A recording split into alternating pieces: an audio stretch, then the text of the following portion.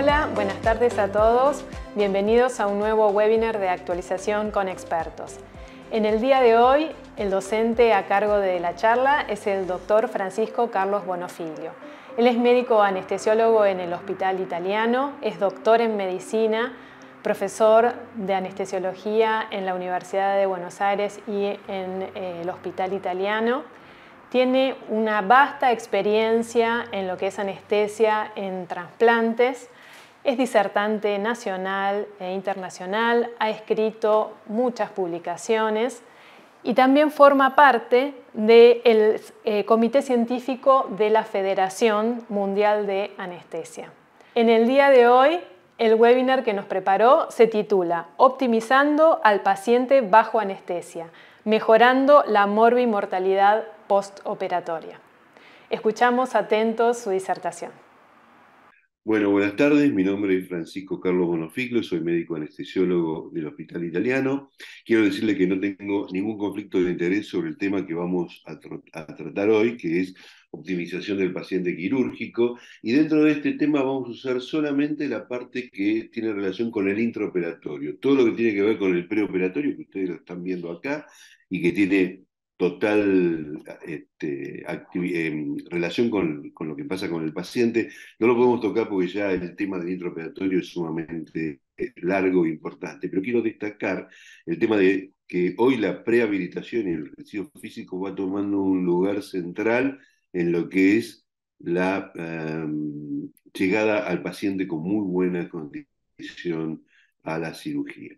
Muy bien, nosotros vamos a hablar hoy de esto, de Optimizing Patient Undergoing Surgery, Opus, que no tiene nada que ver, no tiene ninguna connotación religiosa, pero que es algo que desarrolló de alguna forma un médico que se llama Andreas Höf, que es alemán, a quien tuve realmente el gusto de conocer cuando estuve en un congreso invitado en Europa, y tuve la mala suerte de que ellos, los del congreso, me dijeran qué tema elegía, y yo pedí hablar de este tema que me viene resultando sumamente interesante desde hace muchos años, y no supe hasta el último momento que también estaba invitado Andrea Heff, que era el que había desarrollado y el que había iniciado este tema, y realmente me dio mucha vergüenza. Por lo tanto le escribí, le pedí por favor que diera él este tema y yo lo iba a cambiar. Él me pidió que no. No solo eso, sino que, siendo un hombre tremendamente generoso, me envió todas sus diapositivas para que yo las pudiera utilizar, lo cual me dio mucha vergüenza, pero me sirvió para ver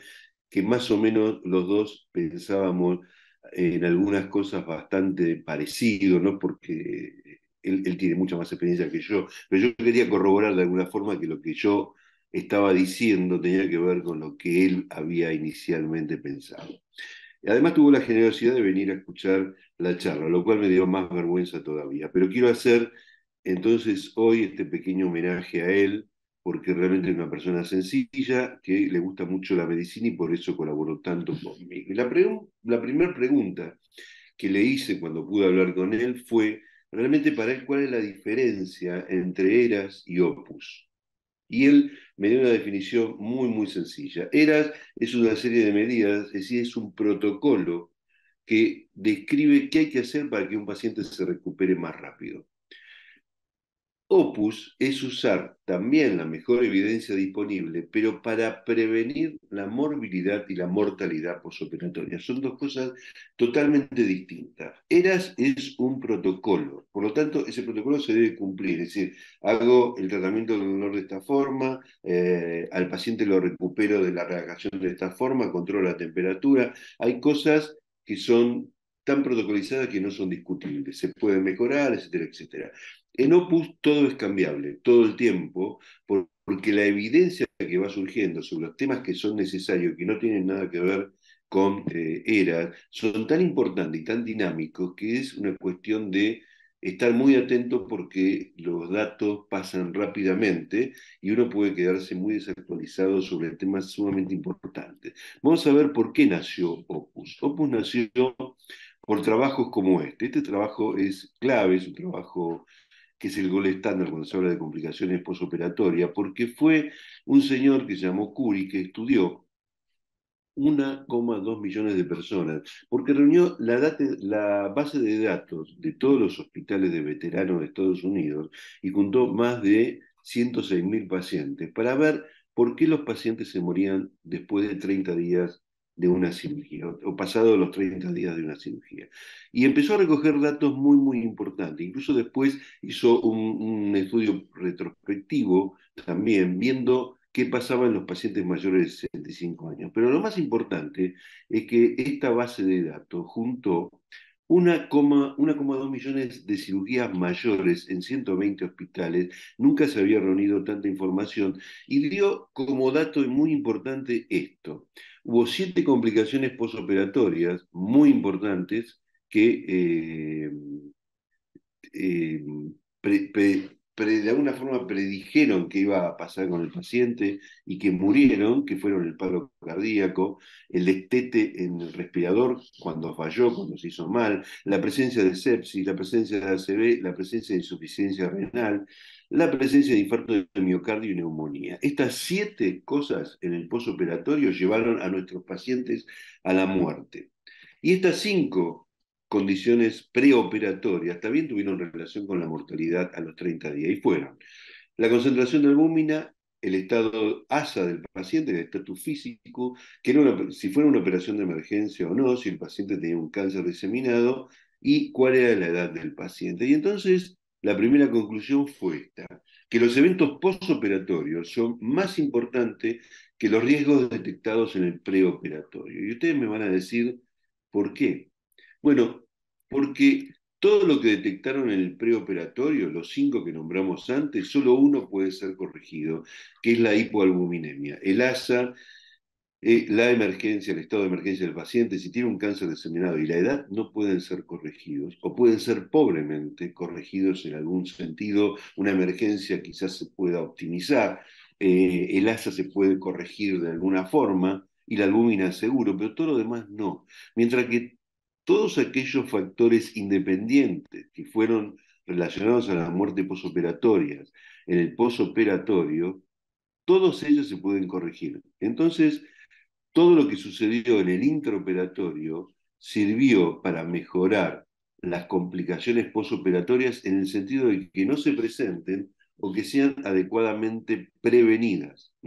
Todo proceso de mejoría en el intraoperatorio debe estar relacionado a la prevención de las complicaciones posoperatorias. Y entonces, el concepto que tenemos que llevarnos es que las complicaciones son prevenibles y que las complicaciones posoperatorias acortan la esperanza de vida, aun cuando el paciente haya sobrevivido a esa complicación. Esto es muy importante. Un paciente que tiene distrés respiratorio en el posoperatorio nunca más vuelve a tener la compliance respiratoria que tenía antes de la cirugía. Eso acorta la sobrevida del paciente. Un paciente que tuvo una sepsis alteró de alguna forma la función de muchos órganos y nunca más va a volver a tener la reserva funcional que tenía en esos órganos antes de tener la complicación. Por lo tanto, acorta la calidad de vida del paciente y acorta el tiempo de sobrevida del paciente. Ahí nace entonces otro concepto que es el fallo en el rescate. Las complicaciones suceden porque hay una falla en el rescate. ¿Y qué es la falla del rescate? Es la posibilidad de no reconocer tempranamente una complicación y no tener el manejo efectivo de la complicación. Acá faltaría agregarle la prevención, pero la prevención es otra cosa. El tiempo que se tarda en reconocer una complicación y el manejo efectivo de esa complicación se llama fallo en el rescate. Y eso cambia también mucho los aspectos de la sobrevida de los pacientes. Ese es el tema por el cual hay tanta discrepancia en complicaciones en cirugías iguales, pero en distintas instituciones, o con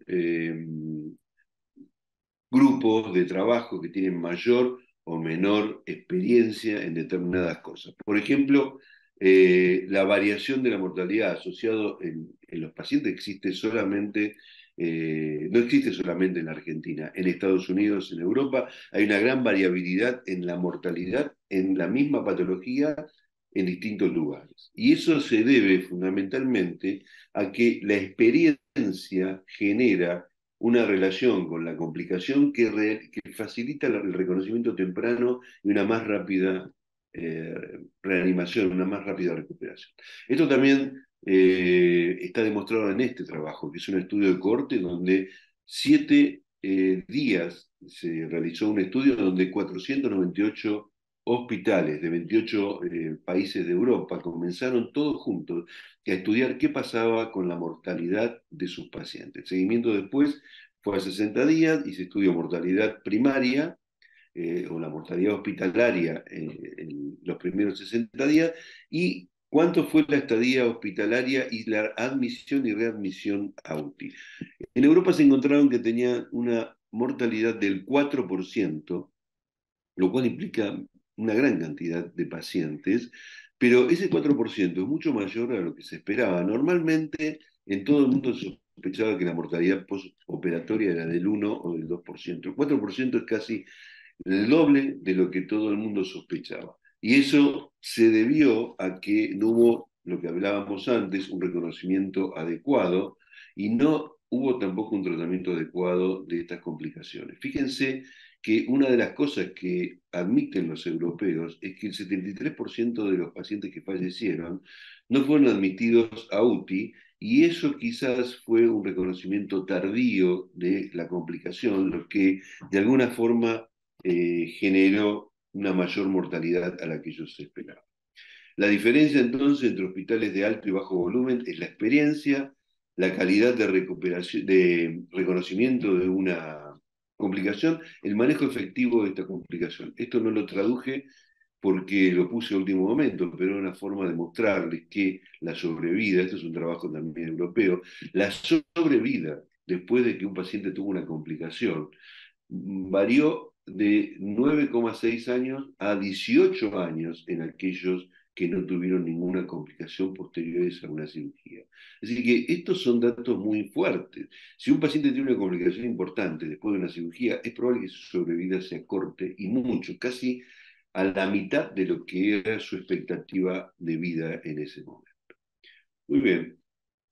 Y este es otro dato que aparece en el año 2014, que me parece sumamente importante, donde el Centro de Enfermedades de Estados Unidos muestra este cuadro que es tremendamente importante. Si nosotros decimos cuáles son las causas más importantes de muerte en la gente, sabemos que primero están las enfermedades vasculares, después viene el cáncer y después vienen las enfermedades cerebrovasculares. Pero si quisiéramos incluir en este cuadro la cantidad de pacientes que fallecen en el posoperatorio, fíjense que la tercera causa de muerte es desplazada y es la cantidad de pacientes que mueren a los 30 días después de una admisión a cirugía.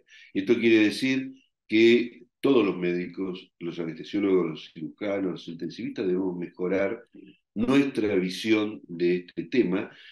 Y todo esto sucede porque los pacientes desarrollan inflamación. La inflamación es la causa subyacente a las complicaciones que van a tener los pacientes y que nosotros podemos comenzar a manejar de alguna manera. Por eso apareció Opus, que es una forma de estudiar cada cosa que le sucede a un paciente dentro de la cirugía para atenuar los factores que lo pueden llevar a la inflamación. Por ejemplo, cómo debemos transfundir a un paciente o cómo debemos tratar la hiperglucemia en el paciente o cómo debemos tratarlo cuando tiene trastornos hemodinámicos o si el dolor debe ser comenzado antes o después a tratar o cuáles son los medios o qué pasa si el paciente está hipertenso o hipotenso. Todas estas son causas que van a definir el cuadro de inflamación posterior que va a tener el paciente posterior a la cirugía y que va a definir la aparición de complicaciones. Y hay un trabajo muy, muy interesante que dice que la piedra fundamental de las complicaciones en el postoperatorio empiezan por los líquidos y por la administración de líquidos, y yo quiero mostrarles esto, y creo que es uno de los principales factores por el cual los pacientes se inflaman, y se inflaman porque manejamos muy mal drogas, es decir, los fluidos que manejamos todos los días, no los manejamos como droga, los manejamos como algo que hay que darle, que no pasa nada, que no tiene complicaciones, que no tiene efectos adversos, que no perjudica el medio interno del paciente y sin embargo tiene una importancia radical. Es decir, tenemos que manejar esto para que la cirugía no sea la crónica de una muerte anunciada. Entonces vamos a empezar por el tema de los líquidos y vamos a empezar a hablar de cuánto, cómo y dónde deberíamos darlo. ¿Cuánto? Es un poco sencillo, ¿sí? Nosotros miramos esta fotografía y vemos el edema que tiene este paciente, sabemos todo que estamos ante un paciente que está críticamente enfermo, simplemente por solo verlo. Hace muchos años, esto era habitual en las cirugías de urgencia, donde al paciente había que reanimarlo y se pasaba una gran cantidad de líquido. Y por supuesto, hablaban de cosas en ese momento los médicos que nunca tuvieron muy claro. Por ejemplo, que era el tercer espacio. Porque de alguna forma había que calificar el lugar donde estaba el líquido que sobraba y que evidentemente era el intersticio. Pero nadie en ese momento todavía sospechaba que si yo le pongo mucho líquido al intersticio de un órgano, estoy dañando la funcionabilidad de ese órgano. Evidentemente este intestino no iba a poder funcionar, pero si el mismo líquido lo pongo en el pulmón, el paciente va a tener un distrés. Si el mismo líquido lo pongo en el hígado, va a tener insuficiencia hepática. Si el mismo líquido lo pongo en el riñón, va a tener una insuficiencia renal. Es decir, que el manejo del líquido es fundamental. Y en este punto entra a jugar algo muy importante que se descubrió eh, después de los 2000, que es el glicocálice. Después del año 2000 se empezó a hablar del glicocálice con mucha importancia. Hasta ese momento no se le dio demasiado valor porque pensaban que esto que se veía en la estructura del microscopio, cuando se lo veía normalmente, era un defecto técnico o un defecto por la tinción, y que en realidad esto formaba parte de la estructura endotelial, no estaba separado ni estaba encima, hasta que usaron el microscopio óptico y pudieron ver que el glicocálix es esto, es esta serie de pelos proteicos que están sobre la célula endotelial y que está formado de una serie de proteínglicanos, entre ellos el heparansulfato, que tiene una gran eh, posibilidad de heparansulfato y condroitin sulfato en el futuro de poder medirlos en sangre para definir si hay un desgaste del glicocálix o no. Además, el heparansulfato es una sustancia heparinoide y en los pacientes con sepsis que tienen trastorno de coagulación, probablemente gran parte de ese trastorno de coagulación sea debido al heparansulfato que se libera del glicocálix y que está dando trastornos de la coagulación, evidentemente. Este es el glicocálix en un corte transversal. El glicocálix parece pegado a la célula endotelial, pero no, hay una membrana, perdón, hay un espacio eh, entre el glicocálix y la membrana endotelial, que acá lo vamos a ver mejor, donde no existe ninguna sustancia. Es decir, acá hay sustancia, este es el líquido libre que está dentro de la célula, este es el líquido intersticial, acá teóricamente hay proteínas, acá no hay proteínas. Entonces, la ley de Starling, que durante mucho tiempo estudiamos, empieza a estar totalmente eh, seriamente cuestionada.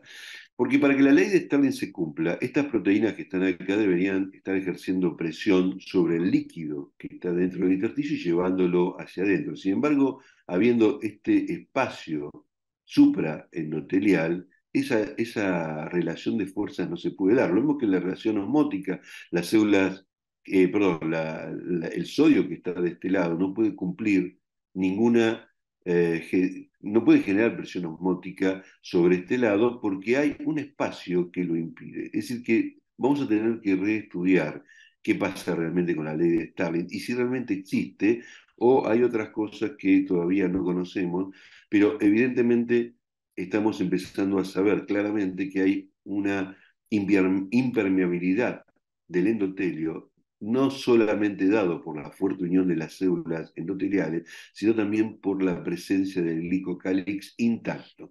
Si este glicocálix deja de estar intacto, y puede dejar de estar intacto por muchas cosas, hipoalbuminemia, bueno, en el dengue y el ébola clarísimamente está atacado el glicocálix, en la hipotermia, cuando hay clampeos profundos durante mucho tiempo, cuando hay hipotermia, pero hay algo que es fundamental y que me gustaría que tengan presente. Uno es la presencia de infecciones y otro es fundamentalmente la hipervolemia. La hipervolemia es realmente uno de los mayores enemigos que tiene el glicocálix, no solamente porque actúa mucho sobre el glicocálix, sino porque los que generamos hipervolemia somos los médicos. No existía la hipervolemia hasta que un médico no puso una aguja en una vena y empezó a pasar líquido. A partir de ahí, la hipervolemia fue un factor muy importante y mantener esa barrera vascular es fundamental porque a partir de ahí el organismo puede cumplir con muchas funciones. Por ejemplo, que no se adhieran los las estructuras de la coagulación al endotelio, que haya una transmisión del shear estrés y de la presión que hay dentro del vaso para saber si el organismo necesita vasocontraerse o vasodilatarse, que no haya pasos de neutrófilo al intersticio, porque si hay pasos de neutrófilo al intersticio, hay inflamación. Una vez que el neutrófilo llegó al intersticio, y se inserta ahí, lo único que hace es inflamarse y empezar a liberar mediadores y alterar la composición de líquido del intersticio, atrayendo el líquido vascular adentro de un intersticio que todavía es seguro. La función del glicocáliz se encuentra todavía bajo investigación, pero seguramente nos seguirá dando mucha información en el futuro, porque como ustedes pueden ver, el glicocáliz es la llave de muchísimos procesos fisiológicos que si no se cumplen, empezamos a tener inflamación en todo el organismo y entonces hay presencia de endotoxinas, citoquina, especies reactivas, todo esto va a llevar a la inflamación y va a generar a su vez mayor destrucción de glicocáliz. Las hiperglucemias sostenidas también generan esto. El paciente diabético es un paciente con problemas vasculares, fundamentalmente por su debilidad, su fragilidad con el glicocáliz. Su destrucción está inevitablemente asociado a los edemas, como vimos, por eso tenemos que tener un mecanismo que nos permita dar líquidos de una forma adecuada. Y esta respuesta tiene que empezar a estar basada en las necesidades de los pacientes y no usar patrones rígidos como usamos hasta ahora. Es decir, o usábamos una condición restrictiva o usábamos una condición liberal, o decíamos, bueno, el paciente porque tiene una incisión grande, tenemos que darle 8 mililitros kilo más 2 mililitros kilo porque además estuvo a dieta y entonces se lo tenemos que dar por hora, y generábamos sin querer una patología destructora del glicocáliz simplemente por cumplir con algo que no estaba probado de ninguna manera. La única forma de dar líquidos de forma adecuada es darlo basado en las necesidades del paciente. Y esto se puede hacer únicamente con un monitoreo adecuado, el monitoreo que sepa cuál es la necesidad del paciente. Y este monitoreo es un monitoreo que tiene que estar personalizado. Tienes una guía personalizada del tratamiento, no más one size fits all, es decir, que algo es igual para todos, eso no existe más. No existe más, creo yo, ya ninguna condición para manejar la fisiología de los pacientes. Hay que manejar objetivos concretos y hay que tratar de evitar que el paciente esté sobre todo hipercargado de líquidos. La hipovolemia no es tan perjudicial como la hipervolemia, por supuesto la hipovolemia también puede dar daño, pero la hipervolemia va a dar un daño mucho mayor. Por esto vamos a indicar que lo mejor es seguir metas. Y en esto he venido trabajando personas sumamente importantes que desarrollaron esto de las metas dirigidas, cómo seguir una meta para lograr un control hemodinámico efectivo en los pacientes. Bueno, estamos viendo una curva de presión digitalizada. En esto se basó Picky para desarrollar su trabajo de objetivos por metas, donde él, con esta curva digitalizada, donde podemos ver perfectamente dónde está la sístole y dónde está la diástole, y si la multiplicamos por la frecuencia cardíaca, a ver cuál es el volumen minuto de ese paciente, saber perfectamente cuál es el volumen sistólico, etcétera, etcétera. Eso nos permitió, o mejor dicho, le permitió a Pinsky poder calcular qué pasaba en el momento de mayor presión sistólica que se da durante la expiración y qué pasaba con el momento de menor presión sistólica que se da durante la inspiración en un paciente que está ventilado mecánicamente, donde el estiramiento del tórax genera presiones dentro del tórax que desplazan los líquidos, desplazan la sangre, y eso altera la presión que vamos a generar en nuestro pulso periférico. Esa variabilidad de la presión de pulso, que es la diferencia que hay entre este lugar y este lugar, Picky la aprovechó sabiendo que normalmente era del 10 al 12%, que nosotros estudiamos en fisiología, y entendió que en pacientes hipovolémicos, si lo estudió, esta variabilidad debía ser mayor, porque al exprimirse una gran cantidad de líquido del tórax y está el paciente hipovolémico, la variabilidad entre la presión máxima y la mínima, o el punto de presión máxima y mínimo, debía ser diferente. Y entonces él describió que en un paciente que esté más allá del 12% de esta variabilidad, seguramente ese paciente era respondedor al líquido, mientras que aquel paciente que esté por debajo del 10% no era respondedor y tampoco nos estaba dando una información importante. La información importante es cuando el paciente se mantiene dentro de 10 o 12, que está normal, cuando está por encima de 12, que puede recibir líquido, y también es muy importante cuando está por debajo de 10, donde no debería recibir líquido, y donde la mayoría de nuestros pacientes están todo el tiempo. La mayoría de estos pacientes, de nuestros pacientes, del paciente de todos los días, incluso del paciente con una gran incisión, no requieren más de 1 o 2 mililitros kilo de líquido por hora. Nosotros estamos dando en muchos casos entre 8 y 12 mililitros kilo. Fíjense qué diferencia importante. Entonces, con este sistema de Picky que dice que tengo una variabilidad normal entre 10 y 12 cuando tengo un paciente ventilado mecánicamente, con un volumen corriente de 8, no fue corregido a 6 porque esto fue hecho en una época distinta, con una PIP de 5, entonces esa variabilidad me está hablando de la hemodinamia del paciente y me está hablando de si quiere o no líquido, pero no con un patrón fijo, sino con el patrón de lo que le está sucediendo a él. Y esto es muy importante porque está personalizado. Esto es una variable personalizada y no es una variable fija como la que hablábamos antes. Vamos a darle al paciente 8 mililitros kilo más 2 mililitros kilo por hora, por lo que tuvo ayuno, etcétera, etcétera. Y además, como orinó, también le vamos a dar lo que orinó, y como perdió 8 litros, que el paciente lo veo en las gasas también. No, le vamos a dar lo que nos diga el objetivo hemodinámico que hemos decidido dar. Le vamos a dar lo que el objetivo hemodinámico nos diga, porque eso es lo personalizado, ¿sí?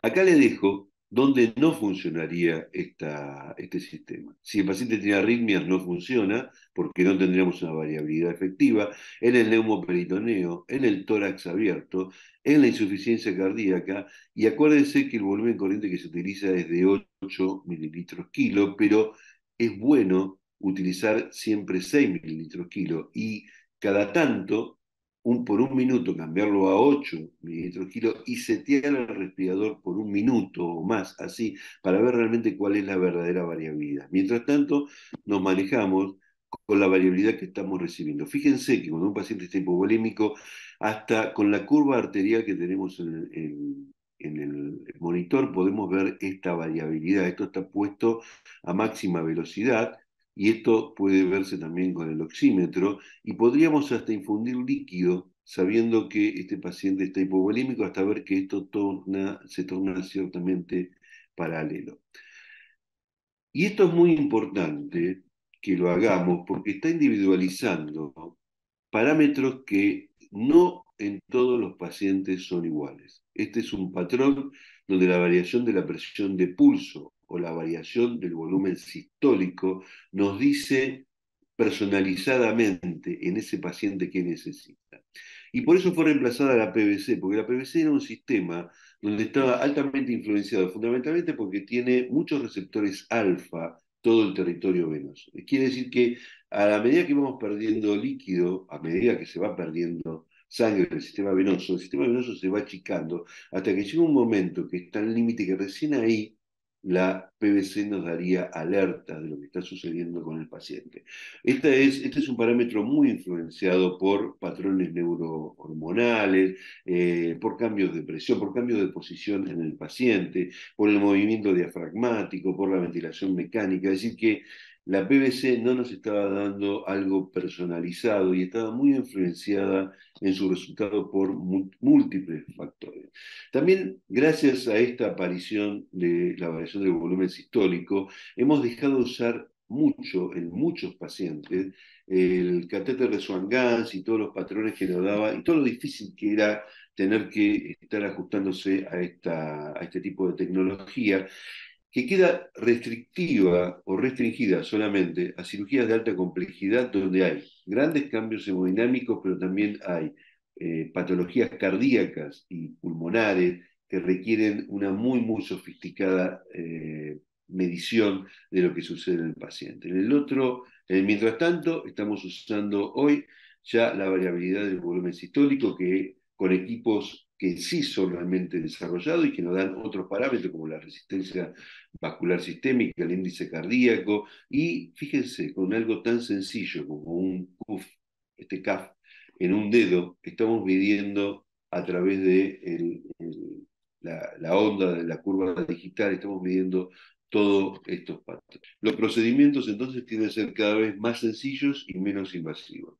Los procedimientos tienen que ser adecuados a cada uno de los individuos, es decir, tiene que ser perfectamente desarrollado para que cada uno de los individuos muestre sus necesidades. Es decir, que a partir de ahora menos es más. Cuanto menos hagamos, es mejor lo que hacemos. Cuanto menos cantidad de líquido le pasemos al paciente, es mejor para el paciente. Y lo que debemos saber además ahora es cómo debemos efectuar estos cambios, estas transiciones. Estas transiciones de no alcanzar la hipervolemia y no alcanzar la hipovolemia se hace simplemente estando trabajando muy adecuadamente con uno o dos parámetros.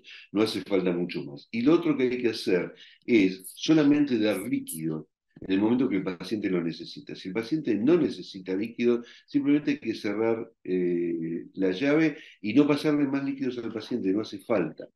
Esto es algo difícil porque nosotros normalmente tenemos los líquidos abiertos y pasan habitualmente. Bueno, salvo que hagamos TIVA y que necesitemos pasar líquido para, para que las drogas lleguen al paciente, vamos a abrir los sueros solamente cuando el paciente realmente lo requiere o vamos a dejar una infusión basal de sueros para no alcanzar la hipovolemia. Y solamente lo vamos a abrir para dar la cuota necesaria si el paciente presenta una variación del volumen sistólico por encima de 10 o 12, y mientras esté por encima de 10 o 12, nosotros podemos darle la cantidad que querramos, rápido, sin problemas, sabiendo que eso no va a afectar el glicocálico. Pero cuando llega a 10 deberíamos parar, esperar y no pasar más que una infusión basal muy pequeña, y van a ver que las cuotas de líquidos que pasamos son realmente muy pequeñas comparado con lo que hacemos habitualmente.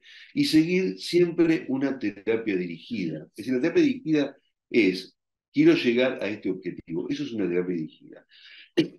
Ahora, como dice este artículo, hay una gran cantidad de cosas bajo el paraguas del término terapia dirigida. Pueden elegir muchas cosas. Por ejemplo, pueden decir que la presión arterial es una terapia dirigida y lo es. De hecho, ustedes podrían decir que quieren mantener al paciente con una presión arterial media de 70 todo el tiempo y eso es una terapia dirigida. O pueden decir que quieren mantener al paciente con un índice cardíaco de 2,5 litros durante toda la cirugía y también es una terapia dirigida. Pero creo que la que más se adapta hoy en día a esto sigue siendo la del volumen sistólico o la del volumen de la presión sistólica, porque esto es lo que realmente está representando más fisiológicamente a lo que pasa en el paciente que hoy tenemos bajo cirugía.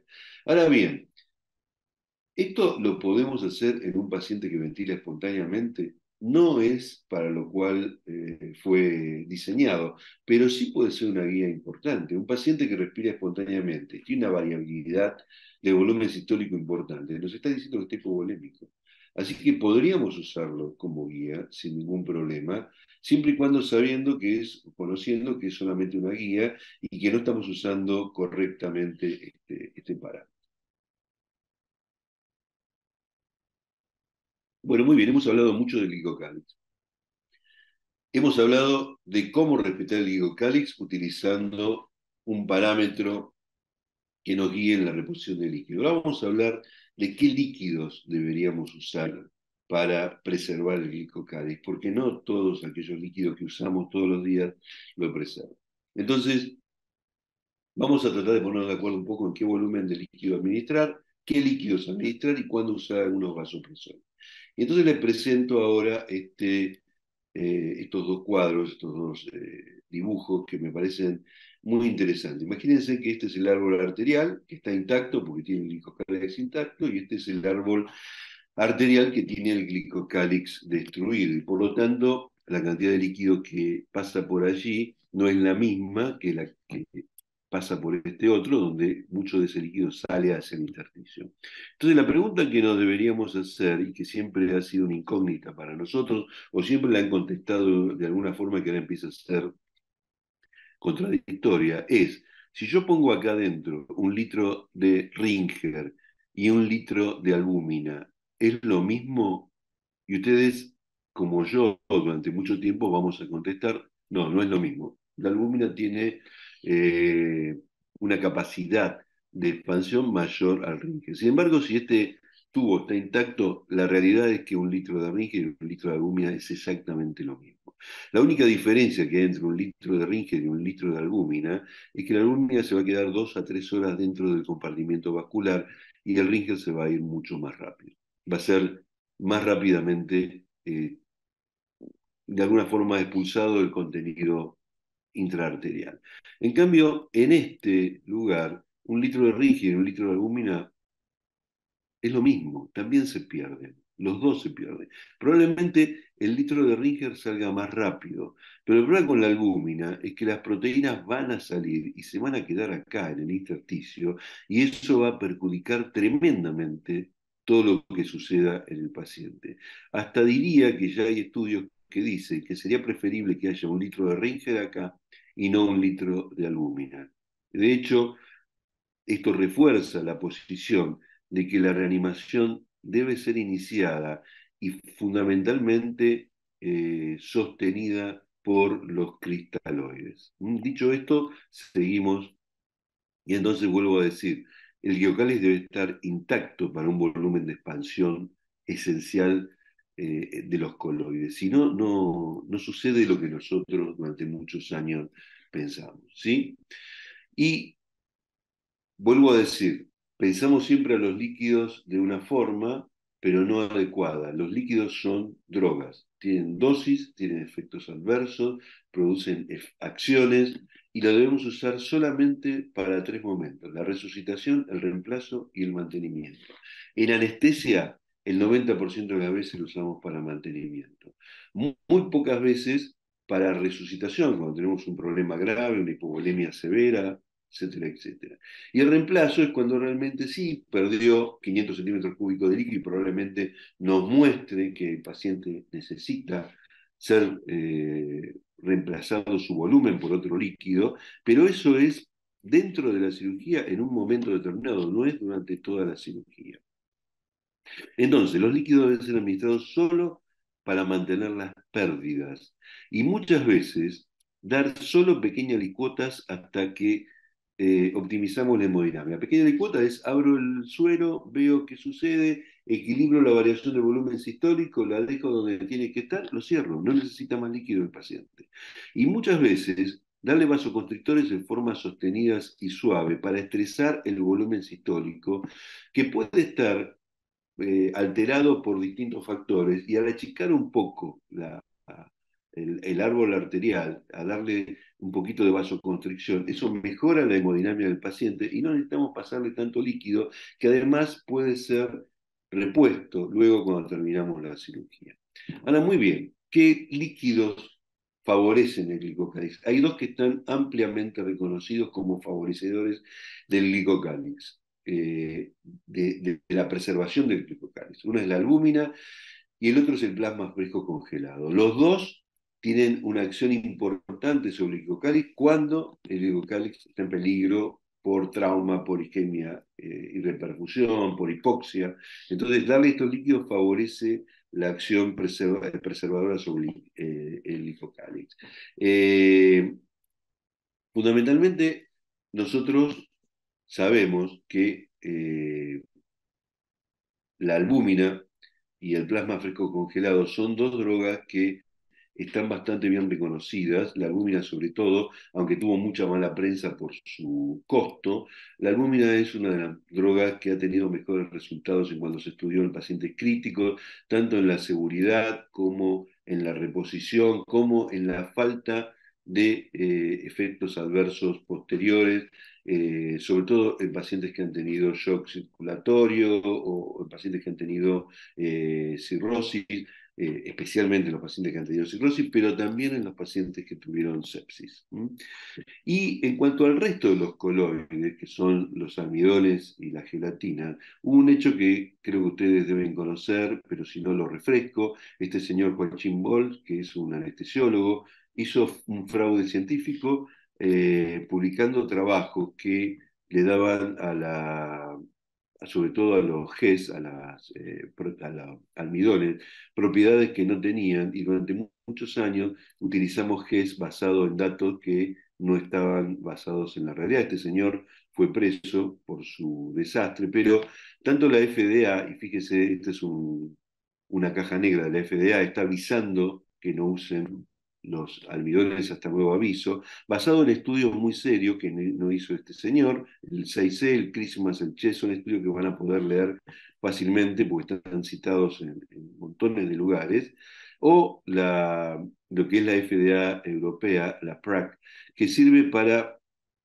definir también qué se puede usar y qué no, y este comité de farmacovigilancia restringió el uso de GES, sobre todo en la población de pacientes de riesgo. ¿Por qué? Porque se notó que aquellos pacientes de riesgo que se usaban almidones, había una mayor cantidad de insuficiencia renal, de stroke y de muertes asociados a pacientes graves, a pacientes pacientes hospitalizados, a pacientes críticos. Lo que no se sabe bien aún es qué pasa con los pacientes que no son críticos y qué pasa con los pacientes con los cuales no tenemos ninguna otra solución que darle GES, porque no en todos los países el almidón, la alúmina está disponible o el costo-beneficio. Entonces, el uso de GES, hay que tenerlo claro, igual que la gelatina, está altamente asociado al trastorno de coagulación.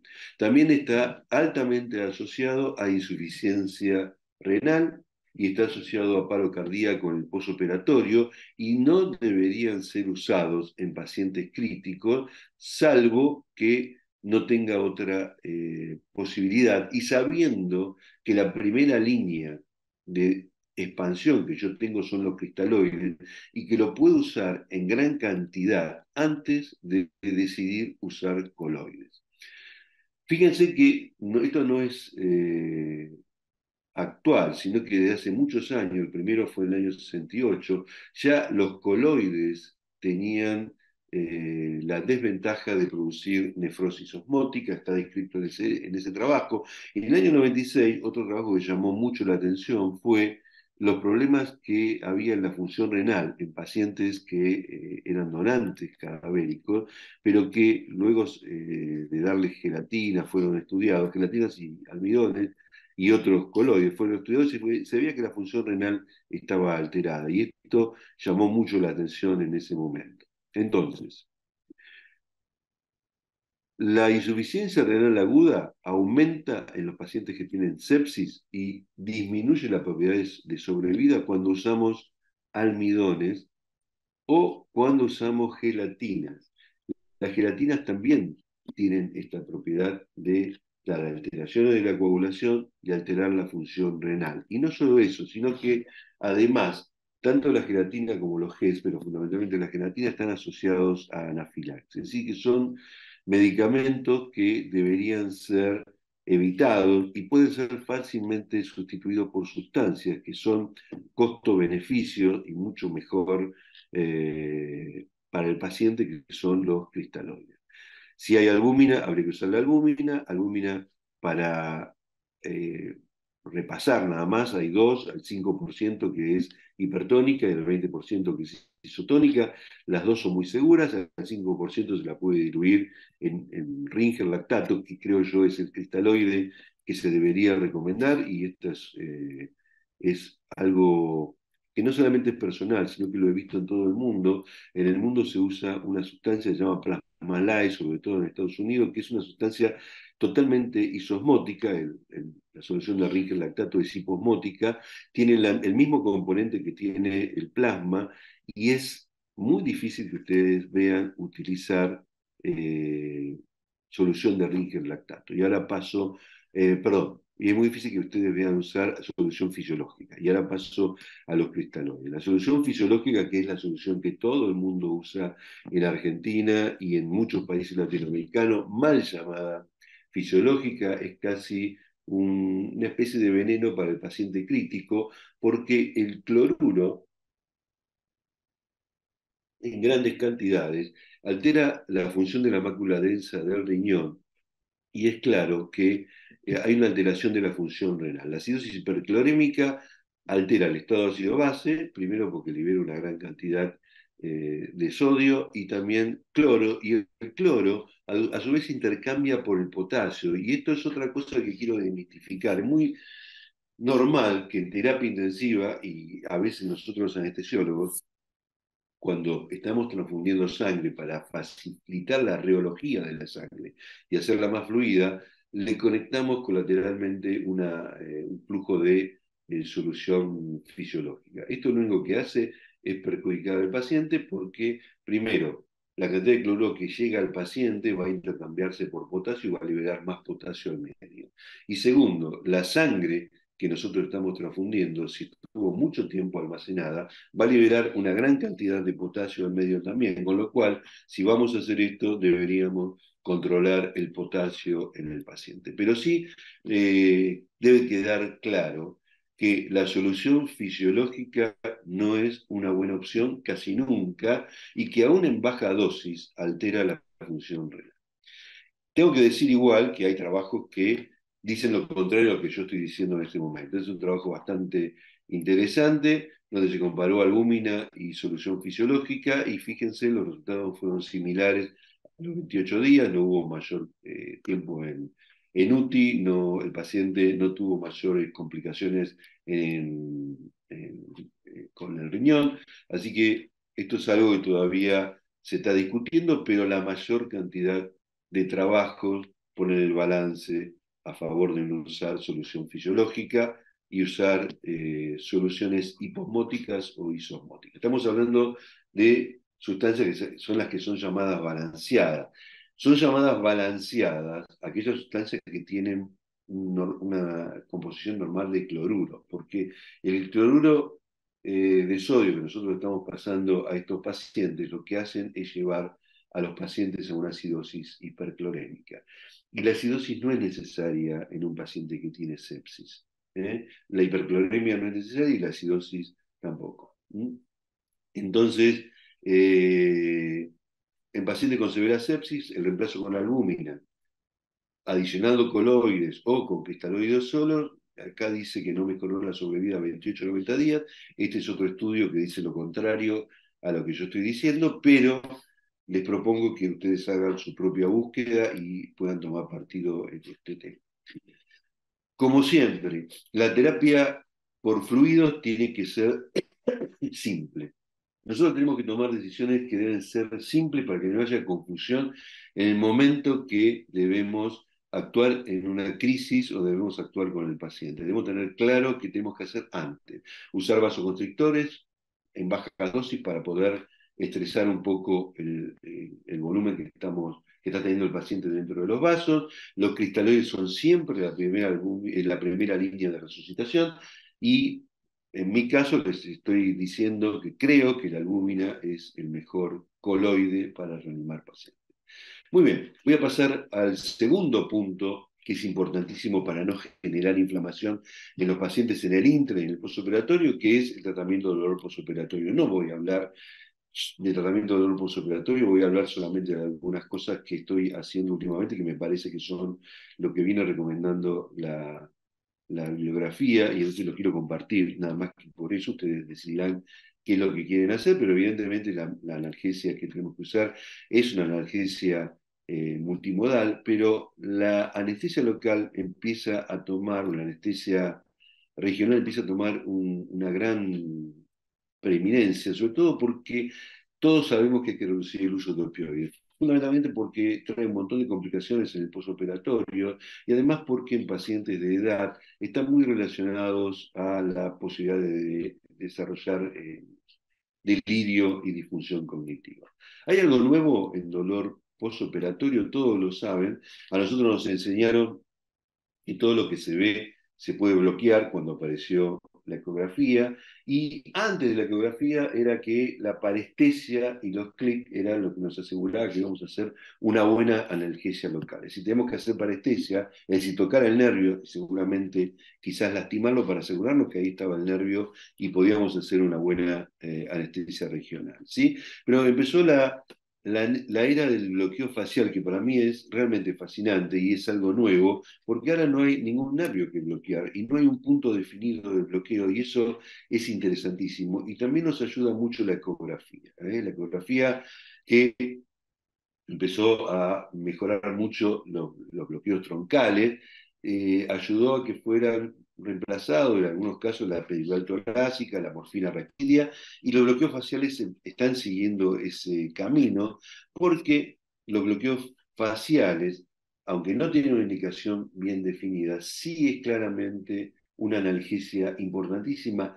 libre de opioides y fuera potencialmente de sitios de inyección peligrosos, incluso de muchos sitios de infección que ahora todavía no están definidos. Es decir, yo puedo hacer una anestesia facial en un lugar donde claramente no esté cerca de nervios o de lugares que pueda comprometer de alguna forma con la aguja. ¿Sí? El bloqueo espinal, que fue descrito por Forero, fue el que abrió todo este camino y nos abrió también la visión de que las fascias podían ser bloqueadas en muchos otros lugares. Yo trabajo mucho en lo que es anestesia, cirugía hepática y abdominal, y entonces empecé a estudiar con más fuerza qué podía hacer, qué bloqueos faciales podía hacer cuando estábamos trabajando en cirugía abdominal, y es claramente que hay muchos sitios donde se puede inyectar anestésicos locales y poder bloquear lo que sucede en el abdomen, y entonces se definieron una gran cantidad de nuevos bloqueos que hoy se están realizando con mucho éxito, evitando esto, estar cerca del neuroeje, que para nosotros en Argentina es casi, es peyorativo decir esto porque estamos muy acostumbrados a hacer peridural y la gente tiene muchísima experiencia, lo hace con regularidad, lo hace con facilidad, lo hace con un grado de seguridad muy alto, pero no en todos los países sucede lo mismo. La peridural no es una técnica frecuente, por ejemplo, en países como en Estados Unidos, mucho menos la peridural torácica, entonces es operador dependiente porque requiere gente que tenga experiencia, no todos tienen experiencia, tiene muchas más fallas de las que tenemos nosotros, a veces los catéteres fallan también, y entonces obligan a que mucha gente abandone. Por otro lado, hubo publicaciones donde la peridural, salvo la torácica, que me parece que no tiene reemplazo, la peridural torácica para cirugía abdominal con catéter lo que hace es disminuir la capacidad de movilidad del paciente en las primeras 24 horas, aumentar la posibilidad de infección urinaria porque hay que mantener el catéter. Bueno, una serie de cosas que están publicadas que no soy yo el que las quiere mencionar, porque parece que estuviera en contra de esto, pero me parece que teniendo técnicas que las pueden reemplazar, fáciles y mucho más seguras, deberíamos empezar a pensar en hacerla. Incluso en la cirugía abierta se podría hacer muy fáciles. Ahí ven la región semilunar, que es una zona por donde pasa los nervios y tranquilamente puede ser bloqueado por nosotros o por los cirujanos. Incluso eso está descrito. Entonces, quiero mencionar esto porque me parece muy importante. Ventajas y desventajas de la anestesia facial. Como ven, las ventajas son muchísimas, las desventajas son muy pocas. Las ventajas más importantes no es bloqueo simpático. Acá no tenemos que fijarnos en la presión. El paciente no tiene una caída de la presión, no tenemos que pasarle más líquido, no tenemos que darle vasoconstrictores, no hay estructuras en riesgo, hay menor posibilidad de intoxicación por anestésicos locales, no hace falta realizar parestesia. Y ahora vamos a hablar de la vida media, la dosis, porque es un tema que todavía no está totalmente cerrado. Pero sí parece que hay una más rápida sedestación y se evita todo aquello que pasa con los opioides porque damos poco opioides o no damos ningún opioide. Se usa menos, el paciente tiene menor retención urinaria y prurito, tiene una analgesia muy profunda, tiene menor cantidad de náuseas y vómitos, no tiene retención urinaria, es decir, tiene muchísimas ventajas. La desventaja es que tiene alguna variabilidad interindividual. Faltan todavía determinar las dosis. ¿Por qué? Porque los estudios se hacen en cadáveres y muy pocos estudios se pueden hacer en personas. Entonces, en cadáveres, cuando inyectamos una cantidad de líquido de anestésico local entre fascias, lo que falta en el cadáver es la movilidad de los músculos, que va a determinar también la movilidad del líquido. Falta ver hacia dónde se desparrama el líquido y falta ver cuál es la vida media, cuánto tiempo se va a quedar ahí el líquido. Así que eso es lo que todavía se sigue estudiando, ya hay algunos datos, por supuesto, pero la vida media es mucho más prolongada de lo que parece y, por supuesto, el movimiento del paciente hace que el spread, es decir, el derrame del anestésico local sea mucho mejor de lo que nosotros mismos podemos pensar. Los estudios funcionales que hoy se utilizan nos están dando mayor conocimiento sobre este tema. Otra cosa importante para impedir las complicaciones en el posoperatorio. Este es un estudio que hicieron unos anestesiólogos de Harvard, pero advertido por los cirujanos que hacían duodenopancreatectomía, que se dieron cuenta que había pacientes donde tenían menores complicaciones, sobre todo menores infecciones y menores fístulas pancreáticas después de la operación. Y empezaron a estudiar el tema y se dieron cuenta que aquellos pacientes que recibían dexametasona eran los que estaban en mejores condiciones. Y hablando con los anestesiólogos, se iban a hacer un trabajo. ¿Por qué? Porque algunos anestesiólogos en ese momento daban dexametasona para prevenir las náuseas y los vómitos y otros no las usaban. Entonces, aquellos pacientes que recibían dexametasona para prevenir náuseas y vómitos eran pacientes que tenían una mejor sobrevida, pero mucho mejor sobrevida sobre aquellos que no lo recibían. ¿Por qué? Porque tenían una acción antiinflamatoria. Estamos hablando ahora de una sola dosis de dexametasona, no de aquel paciente que recibe crónicamente corticoides, que sí son más propensos a las infecciones, sí son más propensos a las fístulas, sí son más propensos a los desórdenes neurocognitivos, que es lo que tenemos acá, sí son más propensos con dosis muy alta a tener dificultad del sueño, pero con una sola dosis de dexametasona los beneficios son muchos y sobre todo porque actúa de forma antiinflamatoria y comienza a actuar a las 2 horas, pero permanece actuando hasta 36 horas. Y esa es una ventaja importante porque la antiinflamación sigue durante 36 horas, mejorando el dolor, mejorando la sensación de fatiga del paciente, mejorando el humor y la calidad de recuperación. Y también nos indica que tiene una capacidad antinauseosa impresionante. Su capacidad antiemética es muy importante y está relacionada directamente a la dosis. Por eso yo puse acá abajo, discutamos un poco la dosis. Hay dos dosis que se dan, 4 miligramos u 8 miligramos. La dosis ideal para evitar la antimesis fuertemente, hasta un 40% en pacientes en riesgo, es de 8 miligramos en una sola dosis, que debe darse tempranamente porque su acción comienza 2 horas después de inyectada. Y esta es la acción benéfica de la dexametasona. Para los que teníamos dudas sobre inyectarlo o no, hoy ya no hay dudas. La dexametasona favorece muchísimo el desarrollo postoperatorio del paciente. Y el riesgo, fíjense, este es un estudio que llamó Pacman, cuyo riesgo de complicaciones y muertes asociado a la inyección de dexametasona fue menor en los que recibieron dexametasona, incluso en insuficiencia renal aguda, en distrés respiratorio y en infecciones, contrariamente a lo que pudiéramos nosotros pensar. En cuanto al daño producido por la ventilación mecánica, en los últimos años apareció algo espectacular, que es la driving pressure o la presión de distensión pulmonar, que es, la diferencia es muy simple, lo podemos hacer todos los días, varias veces en un mismo paciente, porque es tomar la presión meseta y restarle la PIP. Eso es simplemente eso es la presión de distensión pulmonar. La presión meseta menos la PIP, que tendría que dar idealmente 10, 12, pero nunca debe ser mayor que 14.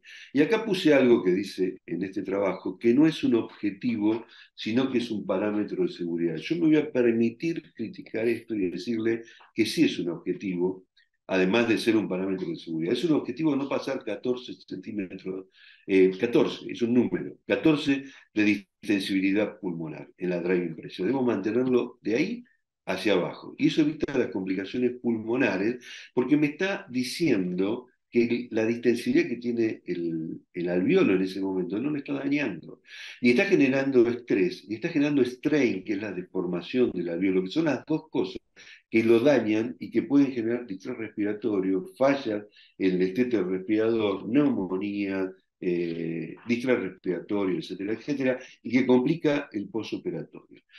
Entonces, yo debería ajustar ahora el volumen corriente de los pacientes de acuerdo al peso del paciente, al peso ideal o al peso corregido, o debería ajustarlo debido a la Dive Impression.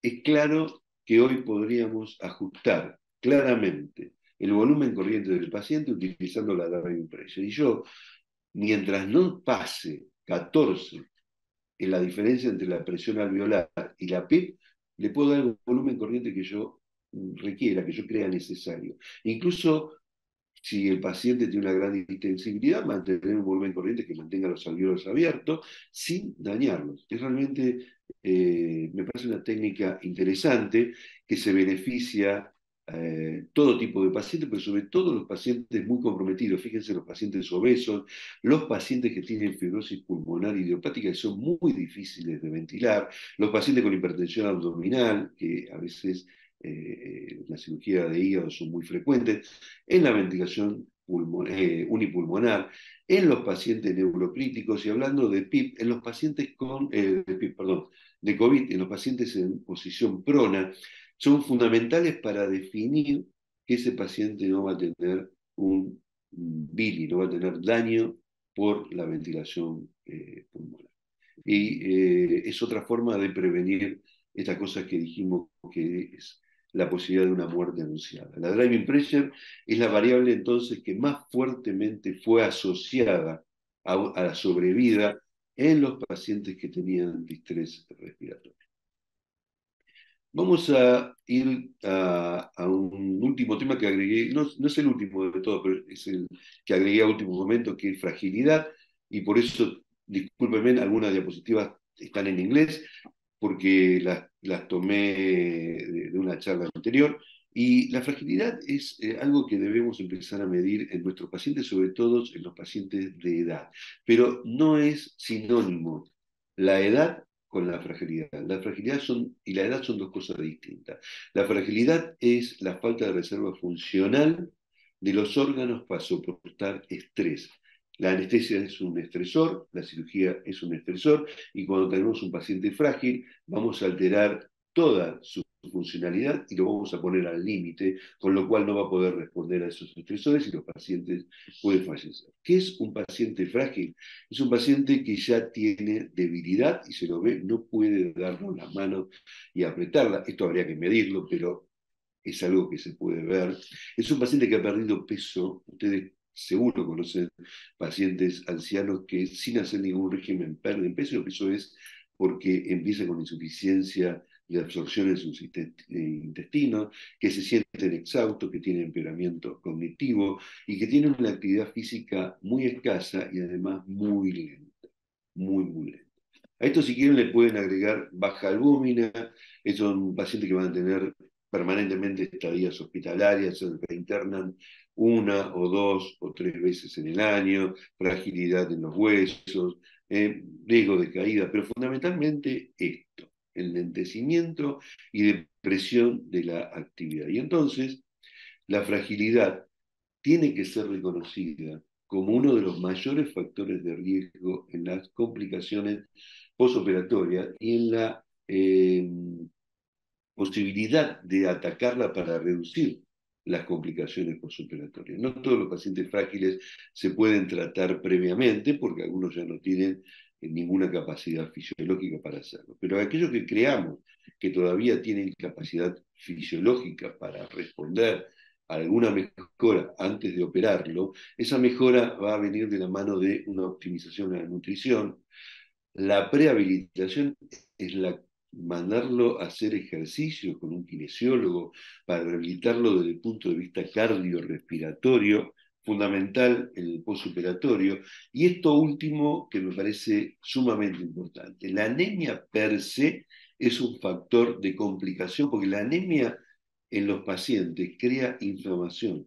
Y si nosotros no lo corregimos, el paciente ya llega inflamado a la intervención. Y acá no solamente estoy hablando de pacientes frágiles, estoy hablando de pacientes frágiles y pacientes no frágiles. Todos los pacientes con anemia deben tener un tratamiento previo para que no lleguen a la cirugía con inflamación y además que cuando lo transfundamos generemos a su vez mucha mayor inflamación. Entonces, la fragilidad debe ser tratada como un factor potencial de riesgo. Es importante que tengamos claro que mejorar esta condición puede disminuir la mortalidad un año a menos de la mitad en pacientes frágiles. ¿Eh? Y si bien no es claro cuáles son las intervenciones específicas que mejoran la sobrevida de estos pacientes, la nutrición, la falta de que no haya anemia y la posibilidad de hacer prehabilitación van a mejorar sensiblemente la condición de estos pacientes. ¿Sí? Muy bien. Quiero hablarle 2 minutos del sangrado en las intervenciones. No me voy a meter demasiado en este tema, pero sí quiero hablarles de algo que me parece sumamente importante, que es el ácido tranexámico. El ácido tranexámico ha sido declarada por la Organización Mundial de la Salud como una droga que debe estar incluida en el listado esencial, en el listado de medicamentos esenciales. Y es sumamente útil porque es una droga barata y fundamentalmente eficaz. Es una droga antifibrinolítica, pero que realmente da una muy rápida respuesta a todo lo que es el sangrado. Aún en sangrados graves, el dar ácido tranexámico disminuye la mortalidad de los pacientes, pero los sangrados esos un poco patológicos, que son esos sangrados microvasculares que el cirujano ve permanentemente y que pasa porque hay, por ejemplo, mala calidad de adhesión de las plaquetas, el ácido tranexámico resuelve esto muy rápidamente y tiene dos temas que están relacionados a la dosis. Una es la posibilidad de que aparezcan convulsiones, y eso es cuando se da más de 2 gramos en un día. ¿Sí? La dosis máxima que se debería dar de ácido tranexámico es 20 miligramos por día, y eso en un paciente de 70 kilos son 2,1 gramos. Es decir, que es muy difícil pasar esa dosis. Pero con dosis de 500 miligramos a 1 gramo es suficiente para tratar cualquiera de las situaciones que se nos presenten. Y en las situaciones graves podemos usar 2 gramos. Lo podemos hacer en bolo, lento, lo podemos hacer en infusión. Lo que tenemos que tener claro es que no debemos pasar los 2 gramos por día.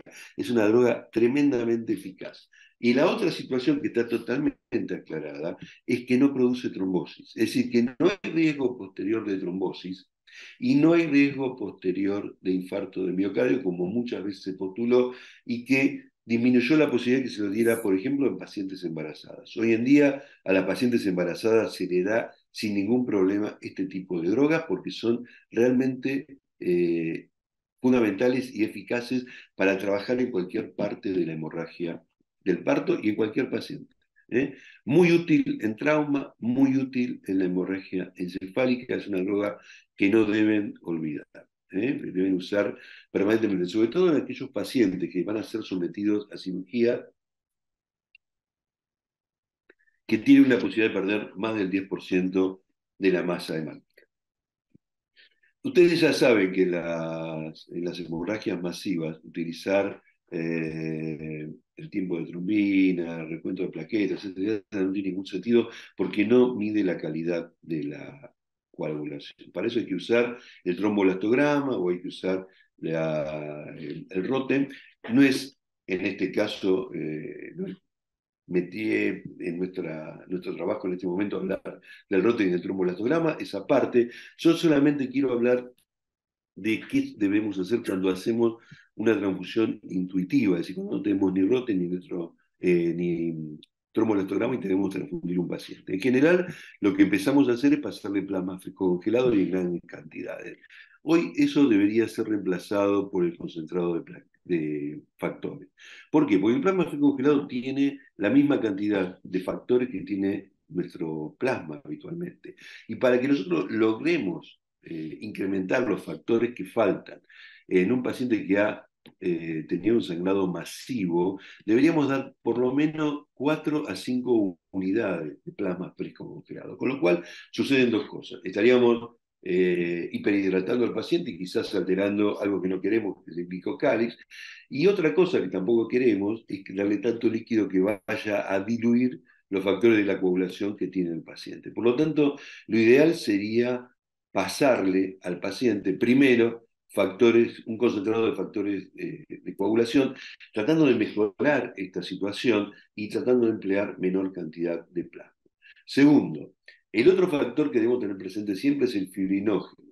Es el más escaso y es el que tarda más en sintetizarse. Es decir, que en un sangrado masivo el fibrinógeno va a bajar y rápido. Reemplazar el fibrinógeno y mantenerlo siempre por encima de 200 o 250 miligramos. Y finalmente, vamos a ocuparnos de las plaquetas y los glóbulos rojos. Pero la secuencia sería esa: factores de coagulación, fibrinógeno y último recuento de plaquetas, volver a trabajar, transfundir plaquetas y glóbulos rojos. Acuérdense que con 50.000 plaquetas tenemos suficiente coagulabilidad para hacer una cirugía. Con eso hacemos un trasplante hepático. Así que de ahí en más deberíamos buscar otra causa de sangrado, si es que hay, y no enfocarnos en las plaquetas. Dos palabras sobre la inteligencia artificial, algo que se viene en medicina, no es que se viene, ya está. La inteligencia artificial ya está en la medicina y de hecho muchos diagnósticos, hoy en el hospital italiano se ha desarrollado algo así, los diagnósticos de imágenes muchas veces se hacen mediante inteligencia artificial porque se ha comprobado que la inteligencia artificial tiene un grado de seguridad más alto en el diagnóstico que cuando se junta una gran cantidad de pacientes, de médicos expertos. ¿Esto va a hacer que nos reemplacen? No, no nos va a reemplazar. Siempre van a necesitar a los médicos para hacer el procedimiento, para confirmar que lo que está haciendo la inteligencia artificial es real, pero no podemos dejar de pensar que este tema va a aparecer y no lo vamos a poder parar, y pensar que la inteligencia artificial es algo restringido a reconocimiento de palabras, de objetos, es perder el tiempo. La inteligencia artificial está nutrido de mucha ciencia, muchísimos datos, de estadística, de lingüística, es decir, es algo que vamos a poder usar pronto para mejorar nuestro trabajo. Por ejemplo, ya hay esto en el mercado. Este es un equipo que está en la Argentina, se puede comprar, está ya comercialmente disponible, donde ustedes, mediante el uso de inteligencia artificial, podrán ver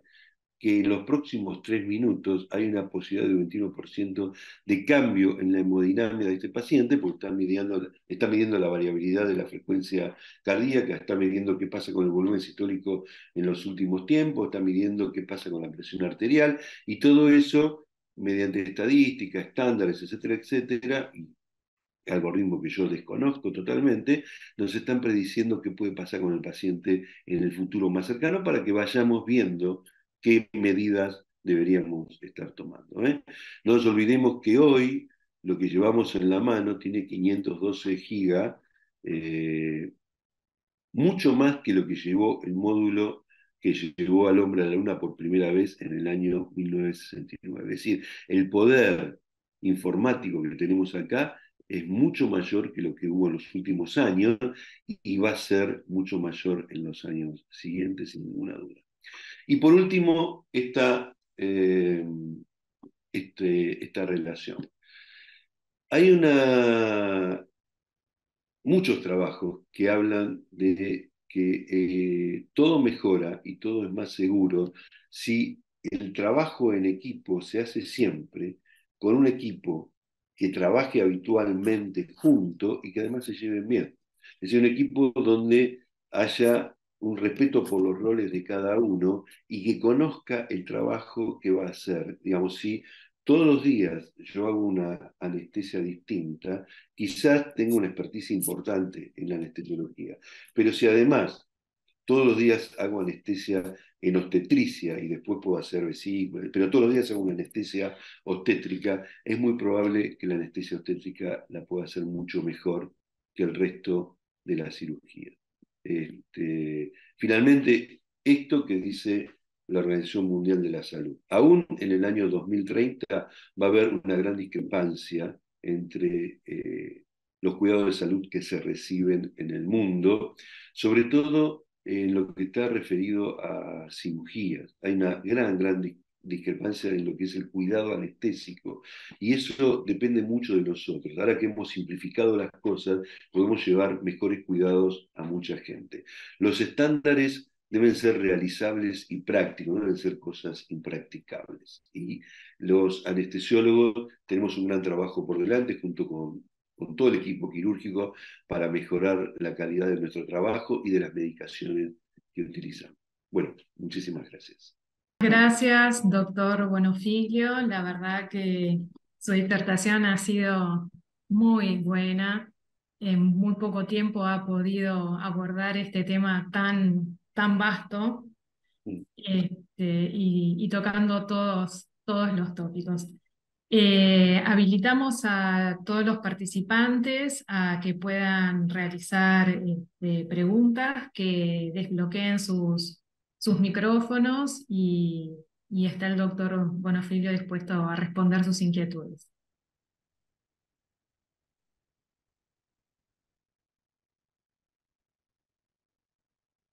Pregunten porque no creo que ustedes no tengan dudas. Yo estoy lleno de dudas. Compartamos dudas, por lo menos, entre nosotros.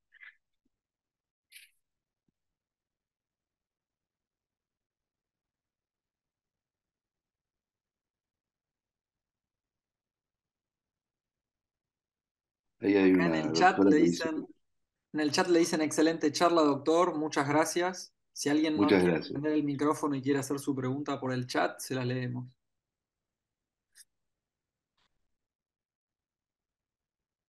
¿Alguien usa dexametasona todos los días o creen que, o todavía sigue siendo por ahí una mala palabra o una cosa así?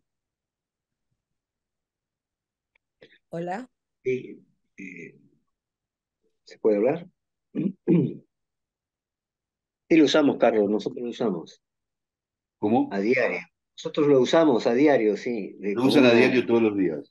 Sí, en el cruce, en el Qué set bueno, de medicación que tenemos para preformularnos el inicio de las anestesias, lo usamos a diario, sí. qué bueno. Está siempre presente y lo hacemos una rutina, quizás sin conocer tantas virtudes como vos las estás poniendo en juego, ¿no? Pero me da mucho gusto saber esa extensión que has tenido sobre la DEXA y bueno, va a ser más que bienvenida ahora más aún, ¿no? Ese Vamos a... artículo, Ernesto, si querés, yo después te lo paso, habla de todo esto que hablé y realmente es muy esclarecedor sobre la dexametasona. Pero así como le pasó en ese artículo, eh, yo también, los cirujanos fueron los que me impulsaron a leer más sobre dexametasona y estudiar esto. Así que Ajá. fue muy interesante. Hoy lo tenemos sin miedo, antes teníamos miedo a todo. Sí veo que en la mayoría de los pacientes, sobre todo los que son cirugías grandes, la glucemia aumenta, ¿sí? Pero en algún momento se vuelve a normalizar, en 1 o 2 horas se vuelve a normalizar. Sí. Acá Bueno, también me dice excelente. que la están usando como 8 miligramos como prevención de náuseas y vómitos.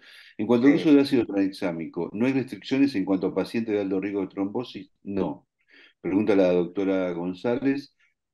¿Con pacientes con IAN recientes y antecedentes de TEP? No. Realmente esa fue una duda durante mucho tiempo. Hoy no hay restricciones. La restricción está más dada por los 2 gramos que pueden llevar a las convulsiones. Pero no hay mayores problemas con el tranexámico. No induce a la coagulación, no induce a tener trombosis. Es más, está muy indicada en la hemorragia obstétrica, muy indicada, cada vez más. Así que es algo que se puede usar con mucha tranquilidad.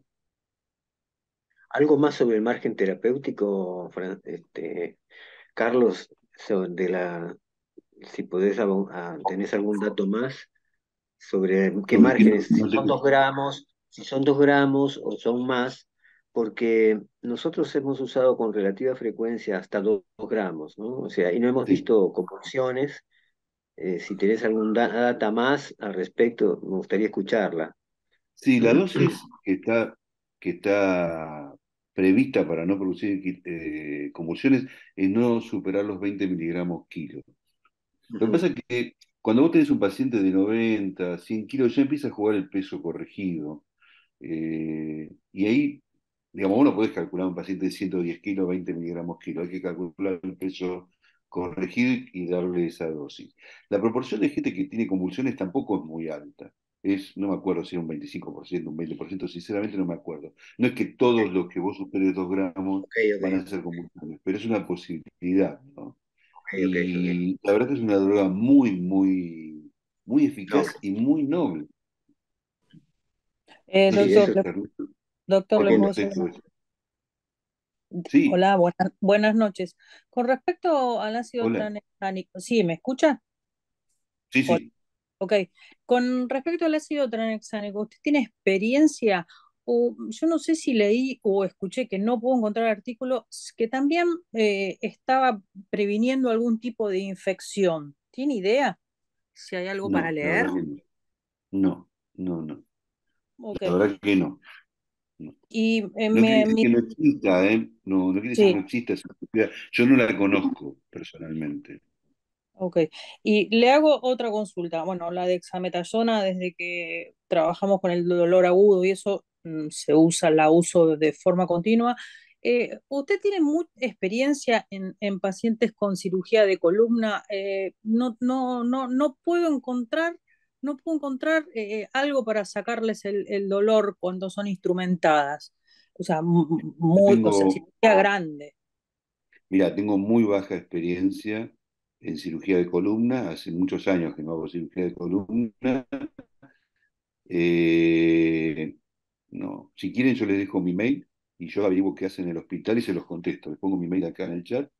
eh, y ustedes, si quieren, me escriben y yo averiguo qué hacen en el hospital. Nosotros tenemos muy tabicadas las zonas y la gente de obstetricia, perdón, eh, estoy escribiendo, ya les digo. La gente que trabaja en ortopedia está en otro sector, pero nos consultamos y yo les consulto. Ahí tienen mi mail y Ok. ustedes me pueden escribir y yo les averiguo esto y se los contesto. Muchísimas gracias, doctor. Muy buena clase. Gracias. Acá dice otra consulta. Durante mucho tiempo se discutió el valor de la hemoglobina y su corrección en el preoperatorio. Entiendo que la mayoría de nuestros pacientes en el hospital no llega con tiempo para suplementación con hierro. ¿Es válida la transfusión previa? No. Sí, claro, no nos queda a veces más remedio, a nosotros tampoco, porque el paciente viene con poco tiempo. No hay tiempo de administrarle hierro y que el hierro haga efecto.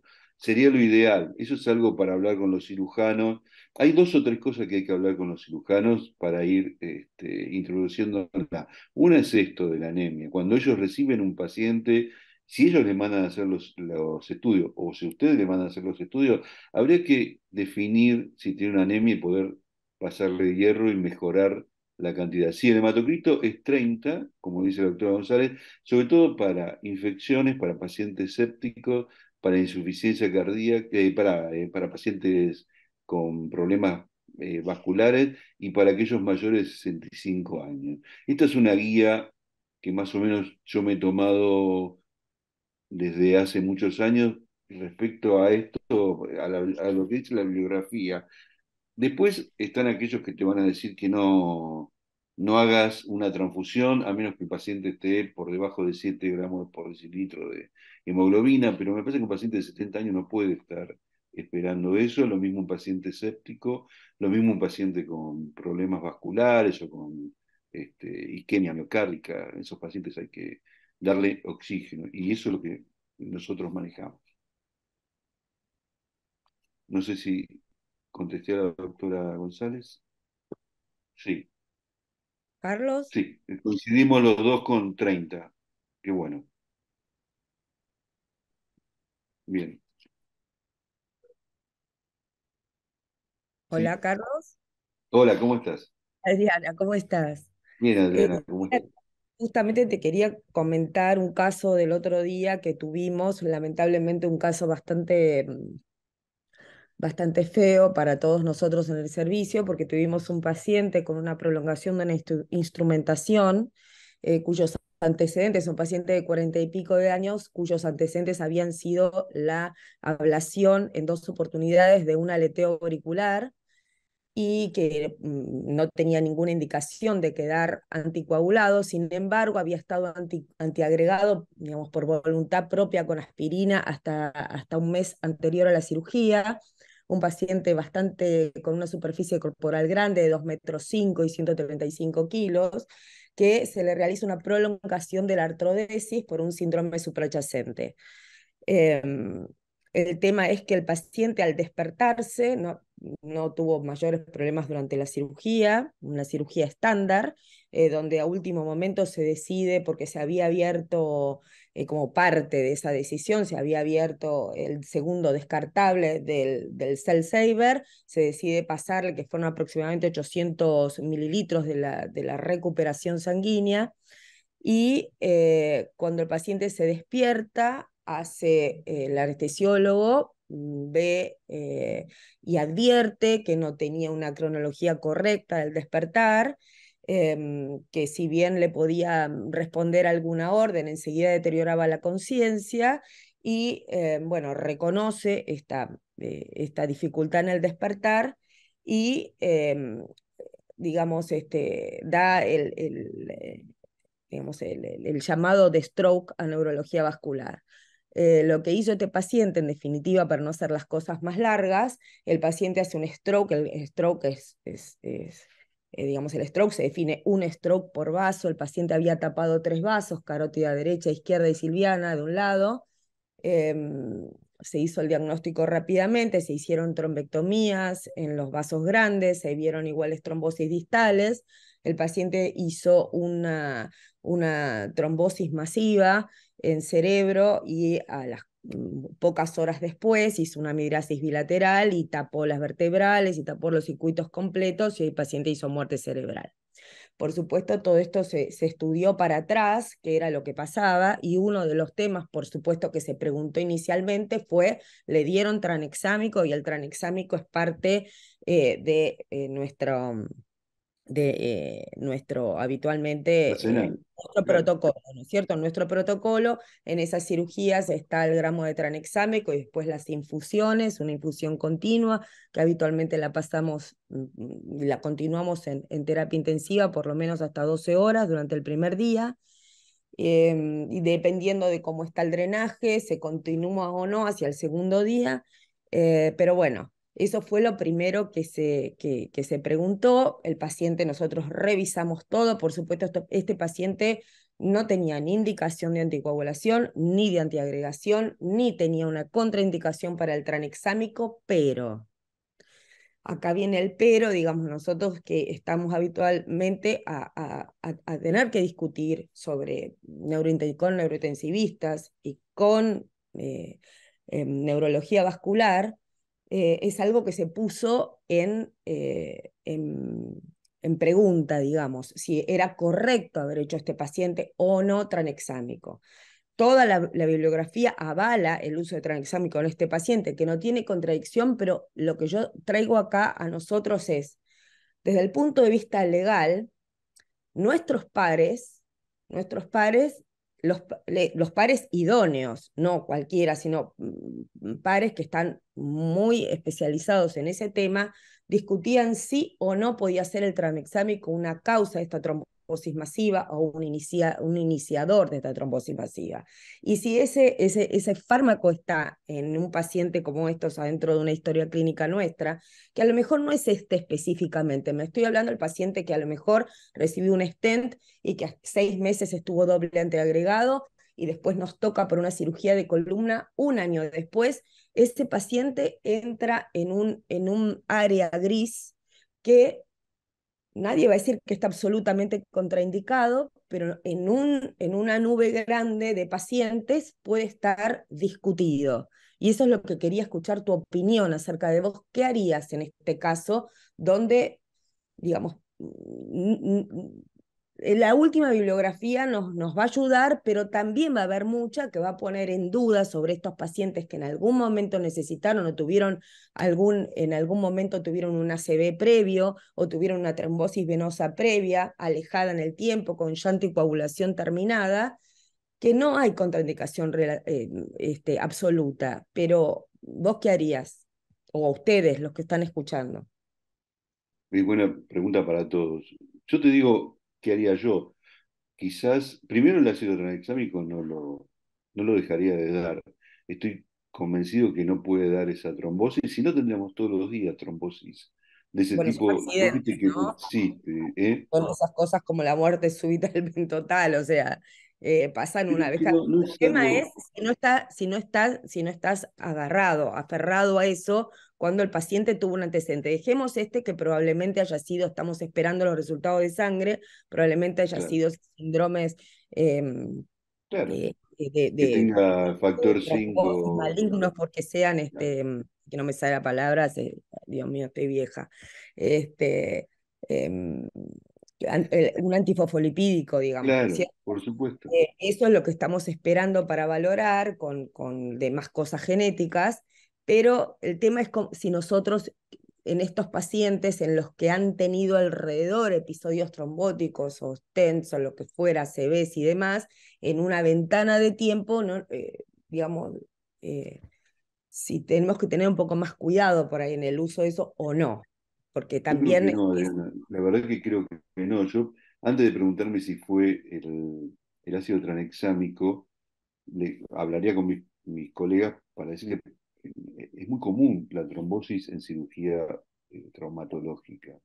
De hecho, hay muchas cirugías traumatológicas, después al paciente le empiezan a dar anticoagulantes subcutáneos, porque es común que haya trombosis en los pacientes que tienen problemas traumatológicos, están sí, sin absolutamente. moverse, no pueden caminar, hay un montón de cosas que los inmoviliza y me parece que a partir de ahí habría que pensar. Este paciente además tiene otra cosa más que llama la atención. Empezó en el lado derecho y después se extendió al lado izquierdo, es decir, fue una cosa masiva. Esto de lo antifosfolipídico me parece que habría que estudiarlo bien. Y no Sí, sí, sí. veo quizás por qué hay que echarle la culpa al ácido tranexámico, porque No, realmente no, está yo no le echo comprobado. la culpa, No, yo sé digo que que vos está no. puesta en una historia clínica. Por ejemplo, o sea, me estoy refiriendo por ahí no a esto que se denomina un accidente trombótico catastrófico, maligno, que es lo que ocurre en el cerebro y que a lo mejor nunca vamos a encontrar la causa definitiva. Yo lo que digo que a veces nosotros estamos expuestos desde el punto de vista legal a grises, que es como cuando, bueno, yo me acuerdo cuando Vikinski nos decía, cuando buscábamos en aquel momento la parestesia, para hacer un bloqueo, nos decía, ojo cuando buscan la parestesia, si van a operar, qué sé yo, con un cirujano que hace nervios periféricos, porque después de quién es la culpa. Y bueno, nosotros vamos a decir, no, buscando las parestesias es difícil, vamos a tener un dolor neuropático, un dolor radicular, bueno, pero sin embargo está eso, decía, miren, elija por ahí una anestesia general si se va a operar el cirujano de nervios periféricos va a operar un nervio, entonces probablemente esté secuelado y si ustedes hicieron algo que el último que el paciente recuerda es la parestesia de su pinchazo, bueno, probablemente o en aquel momento discutíamos en ese sentido, en donde nosotros podíamos tener que involucrarnos. O sea, en este caso también hay algunos pacientes que por ahí limitan, que nos ponen porque Una zona gris. o sea, Y estamos por lo ahí que pasa es cerca. que Obviamente nuestra obligación es darle yo lo te mejor, entiendo perfectamente. ¿no? Nuestra obligación Digamos, es si darle vos tuvieras al que paciente defender lo mejor. esto, si vos tuvieras que defender esto en un juicio, creo que habría que llevar bibliografía clara para Sí, sí. defenderse. Espero que no. Pero la realidad, si vos me preguntás en base a mi experiencia, que es más o menos como la de ustedes, chicos, si yo tuviera que usar el ácido tranexámico, yo lo usaría sin ningún problema, porque lo he usado bajo cualquier condición y la bibliografía avala esto de que se puede usar sin problema. Y de hecho cada vez con mayor fuerza. Por eso te decía, quise reforzar ahí que el Ministerio Mundial de la Salud, la Organización Mundial de la Salud, lo puso dentro de la lista de medicamentos esenciales, porque habla realmente de la eficacia y lo barato que es y que puede salvar muchas vidas realmente. De hecho, reduce mucho la posibilidad de sangrado, aún en pacientes que tienen sangrados patológicos en serio. Y la gran pregunta con el ácido tranexámico ¿es solamente antifibrinolítico? Creo que también tiene capacidad para mejorar la adhesividad plaquetaria, pero debe tener más funciones seguramente, porque es muy eficaz y reduce mucho el sangrado. Por eso digo, yo lo usaría, no tengo bibliografía en contra de eso. Ujú. Eh, Me parece que tuvieron mala suerte con este No, sí, paciente. sí.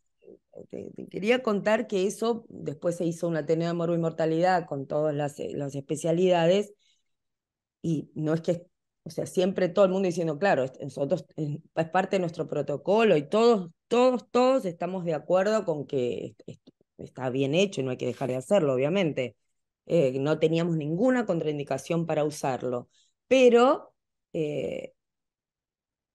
no estoy diciendo no usarlo, pero no sé, de hecho lo vamos a seguir y jamás se va a sacar de esto, pero en esos pacientes donde por ahí nos dicen que estuvieron doble antiagregados hasta hace 5 meses, es como que les hace ruido a todos los demás. Y bueno, nada, quería compartir esta experiencia y que a veces cosas que nos hacen pensar un poco. Si vos querés que te mande la bibliografía, me escribís y yo te mando la bibliografía que tengo. Si te sirve para eso, Nosotros tenemos un montón porque hicimos un trabajo que claro, estamos tratando empezaron a de buscar seguro. que tiene que Claro, ver con la seguridad porque sí la usamos en todos los cerebros. Ya hace años que usamos en todos los cerebros tranexámico, claro. que era, digamos, en su momento estaba un poquitito discutido con el tema de la baja de umbral de las convulsiones y demás, pero bueno, lo que tratamos de demostrar es la seguridad.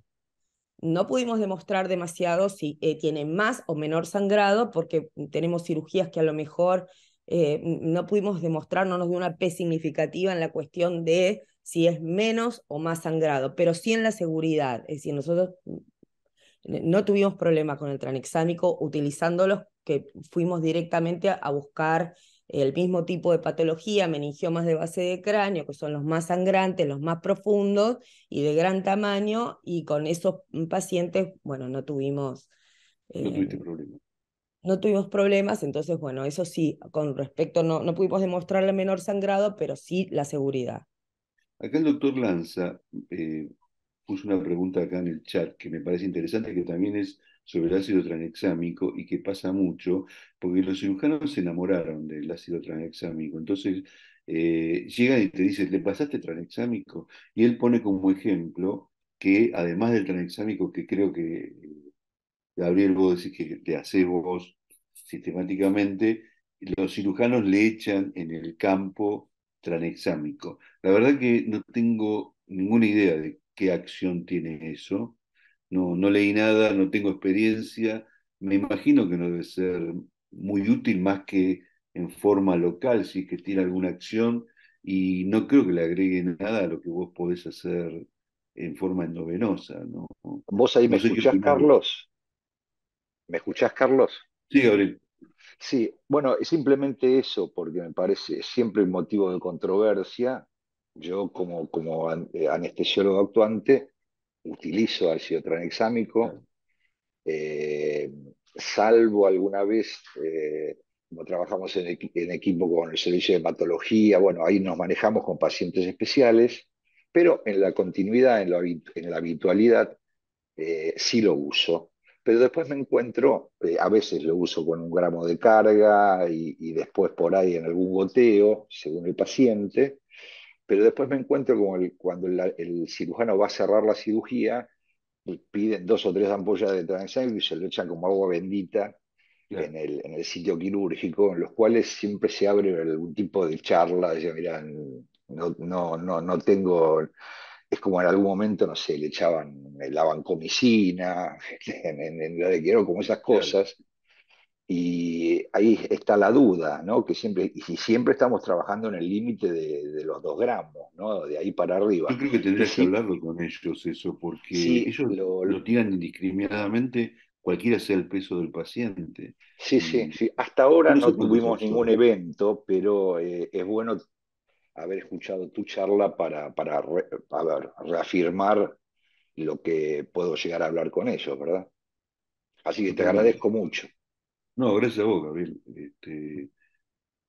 Yo tengo también con un cirujano tenemos no ninguna diferencia, sino que él es fanático porque realmente en algunas cirugías grandes, realmente ellos ven, ¿viste ese sangrado microvascular que ven en el peritoneo que está todo el tiempo? Sí, sí, Cuando vos le sí. haces tranexámico desaparece, y para ellos es magia, y entonces de entrada ya me pide el tranexámico, y por supuesto le pedí que me dejara manejarlo a mí y que no estuviera él indicando cosas en el postoperatorio ni nada, porque nos íbamos a pasar, íbamos a cometer algún exceso. Y eso lo tenemos claro, pero los cirujanos nuestros son fanáticos del transexámico. Igual siempre te queda la duda, ¿no? Hoy es una cirugía que el paciente sangró mucho. Entonces, de entrada le puse ácido sangró mucho, sangraba con un sangrado patológico. Entonces le hice tranexámico y la verdad que no paraba, le pedimos los laboratorios, los test de laboratorio no te sirven para definir porque sangre un paciente es algo que tenga muy bajo el fibrinógeno y muy bajo las plaquetas. No lo tenía, entonces le pasamos concentrado de factores y mejoró. Y ahí sí te queda la duda, si le puse factores y le puse tranexámico y le tendríamos que decir que le hagan algún grado de anticoagulación o no. ¿Viste? Hay un lugar todavía que yo por lo menos no tengo tan claro, ¿no? Donde vos si le diste tranexámico, le das factor de coagulación, le das plaqueta, le das fibrinógeno, ¿qué está produciendo realmente? Pero Sí, me da la lo que impresión que sucede en es que general, por sí, suerte nosotros trabajamos con un tromboelastómero, que en 10 claro, minutos tenemos, ante el la resultado, duda, tenemos ese totalmente, respaldo, por suerte. Entonces totalmente. siempre ante la duda sacamos una muestra y le mandamos a hacer una Mira, tromboelastomería para ver. qué bueno que se esté. Yo siempre me acuerdo cuando fui, la primera vez que fui a ver trasplante, vi un oxímetro, una cosa que hoy sería eh, viejísima, porque era un equipo primitivo, pero yo me quedé fascinado, dije, esto no lo voy a ver nunca en la Argentina, porque, viste, era magia. Y por suerte lo tenemos acá, tenemos el capnógrafo. Y lo mismo pasó con el trombolastograma. Pensé que no se iba a extender y por suerte hay muchos lugares que lo tienen y entonces es mucho más fácil el diagnóstico. Me parece bárbaro. Si uno tiene la posibilidad de usar un trombolastógrafo, hacer la corrección para eso, de esa forma sería lo O sea, ideal. por mi parte es muy preciso. Sí. Y no te marca, el ácido tranexámico no te va a corregir nada del, Exacto, del trombolastógrafo. Y hay que exacto. tener claro que los test que usamos, el tiempo de trombina, de protrombina, no sirven para nada. Serán Tal normales cual, y no sirven para nada. Entonces, tal cual. Bueno, muy plaquetas. agradecido, Carlos. No, gracias a ustedes por compartir eh, charlas. A mí me encanta hablar con otros colegas porque uno aprende y sabe los problemas que tienen los otros, que son distintos a los que tenés vos, le agregan mucho valor a lo que uno hace todos los días, conocer qué piensa el otro sobre el mismo tema, ¿no? Me parece genial eso. Bueno, yo lo que quiero es agradecer a la doctora Pipi que me haya invitado, la pasé bárbaro Ah, y un les gusto, agradezco mucho a ustedes que hayan un estado placer también. para todos nosotros escucharlos y los invito a que el 22 de mayo se conecten, también se inscriben y se conecten al próximo webinar que va a estar a cargo del doctor Hernán Boveri, que va a hablar sobre más allá de números, desde ondas cerebrales a los mejores resultados clínicos. Un poco de la mano continuando este ciclo de Sí, yo charlas. creo que aprovechenlo a Hernán porque es un tipo que sabe muchísimo de esto y realmente cuando uno lo escucha le saca más provecho al BIS y a todos los equipos que tenemos para ver cómo son nuestras ondas cerebrales cuando estamos dormidos. Bueno, Bueno. muchísimas gracias. Muchas gracias, que tengan todos buenas noches. Y si tienen alguna otra duda, o le escriben al doctor, que muy gentilmente compartió su mail, o escriben a científica@anestesiólogo.org y nosotros le pasamos las preguntas al doctor. Bueno, buenas noches.